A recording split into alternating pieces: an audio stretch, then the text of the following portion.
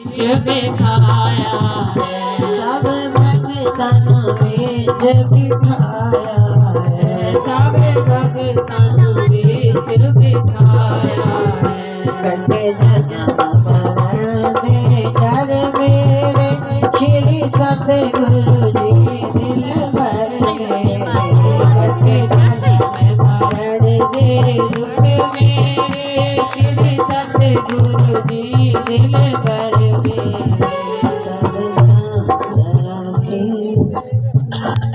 संत महापुरुष सबको बार बार नमन प्रणाम, क्योंकि करता करे न कर सके गुरु करे सो होए। सप्त दीप नौखंड में तो गुरु जैसा नहीं कोई। गुरु के समान को न कोई हुआ न था न होगा। अगर कुछ प्राप्त करना चाहते हैं तो हम गुरुदेव से प्राप्त कर सकते हैं।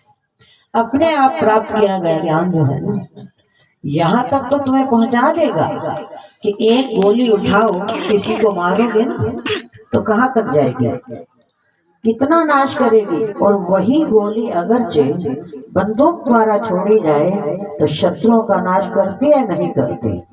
ठीक इसी प्रकार से अपने आप प्राप्त किया गया ज्ञान खाली गोली के समान है, और वही ज्ञान अगर गुरुदेव के श्रीमुख से प्राप्त किया जाए तो बंदूक की गोली के समान है।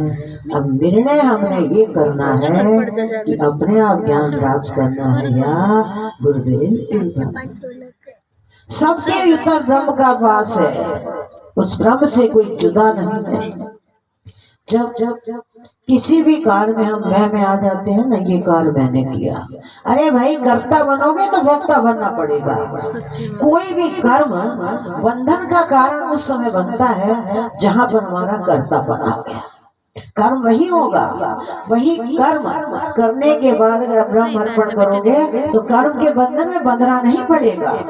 और जो व्यक्ति अपने मन को गुरु के वचनों में बांध देते हैं वो कर्म के बंधनों से मुक्त हो जाते हैं। और जो अपने मन को गुरु के वचनों में नहीं बांधते, छोटे से छोटा भी कर्म करेंगे ना, वो कर्म उनके बंधन का कारण बन जाएगा। कर्म के बंधनों से मुक्ति प्राप्त करने के लिए हर कार्य में ब्रह्म अर्पण करो। एक बार एक वृद्धा थी, समय है 2 मिनट विश्राम करना तो कर दो। एक वृद्धा थी, कोई भी कार्य करती थी ना कहती थी ब्रह्म अर्पण। एक बार घर में झाड़ू लगाई, कूड़ा इकट्ठा किया, बाहर फेंका। अब विष्णु भगवान और लक्ष्मी जी जा रहे थे तो उसने क्या कहा, ब्रह्म अर्पण। लक्ष्मी जी ने पूछा है कौन? आपके ऊपर लोग पत्र पुष्प चढ़ाते हैं और कूड़ा फेंकने वाला। विष्णु भगवान ने कहा, देवी ये मेरी परम प्रिय भक्ता है। लक्ष्मी जी को बड़ा आश्चर्य हुआ, अच्छा भक्त आपके ऊपर कूड़ा फेंकते हैं, गंदगी फेंकते हैं।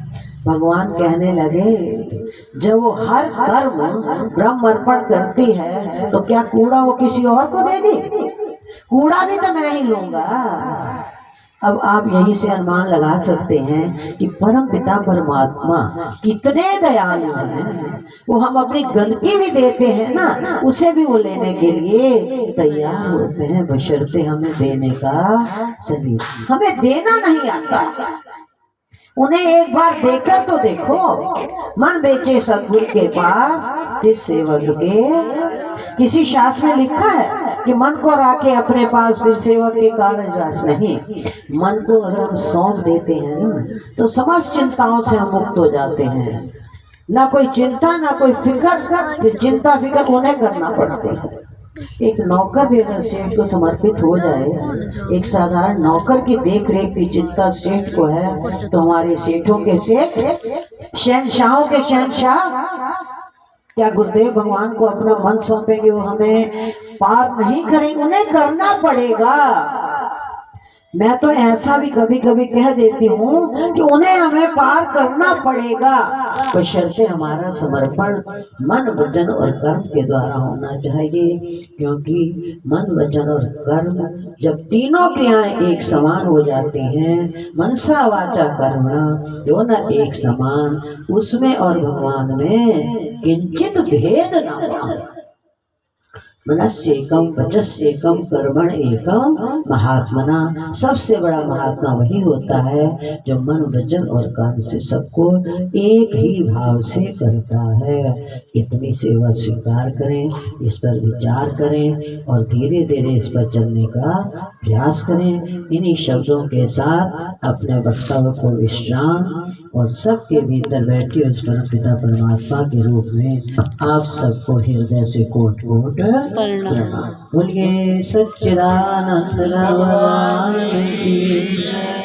बोल जयकारा, बोल मेरे श्री गुरु महाराज की। बहुत सुंदर तरीके से